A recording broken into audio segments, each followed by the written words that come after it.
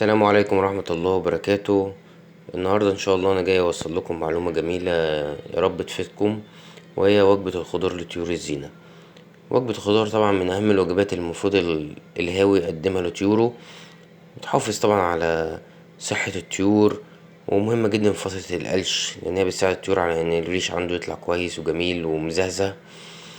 ومهمة جدا في الفترة اللي هي جاية ديت، فترة شهر 7 و8، لأن درجات الحرارة هتكون عالية جدا، بتخلي الطائر يقدر يستكمل كمية الفيتامينات اللي هو عنده نقص منها، وبتخليه طبعا يواجه أي مشكلة ممكن تحصل له، سواء مشكلة زي الإجهاد الحراري، درجات الحرارة عالية.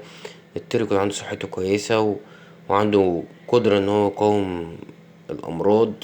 وجبة الخضار وجبة مهمة جدا في فترة الصيف على الأقل، لأن أي هاوي المفروض يقدمها مرتين في الأسبوع، مرة أول أسبوع ومرة آخر الأسبوع.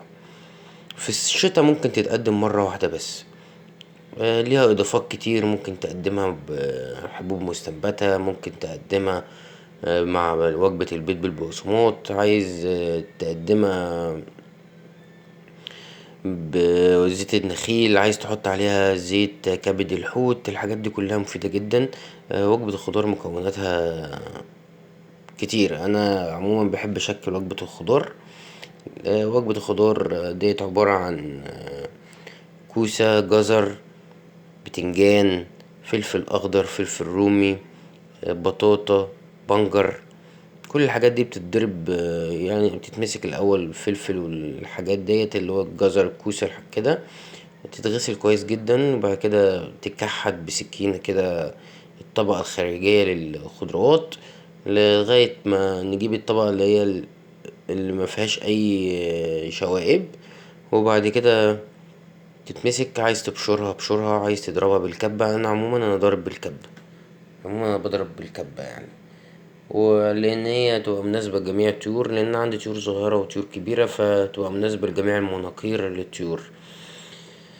الفلفل الاخضر والفلفل الرومي دول بجيب مقص وبقص الفلفل بالنص، وبشيل منه البذور خالص، وبعد كده وبغسله كويس، وبعد كده يتقصقص بالمقص بالحجم الصغير ده برضو. طبعا وجبة الخضار مليانة كلها فيتامينات، يعني كوسة فيها هي سيلينيوم، ومصدر كبير جدا مصدر للسيلينيوم. والجزر طبعا فيه مادة البيتا كاروتين، مسؤولة طبعا عن تلوين الكناريا وفيها طبعا منشط كبد كويس. الفلفل الرومي انا بحب اديه في الصيف كتير، لان هو فيه نسبة املاح عالية قوي، وبيساعد الطيور ان هي تتخطى مرحلة الحرارة العالية والإجهاد الحراري. بواقي كله فيه بروتينات عالية وفيتامينات كويسة جدا، به وكل حاجة. يعني ربنا يكرمكم إن شاء الله، وتحافظوا على إنكم انتوا تقدموا الوجبة دي للطيور عندكم، لأن هي مهمة جدا في فترة الصيف، وخصوصا فترة الحر العالي وفترة قلش الطيور. لا غنى عنها في الهواية.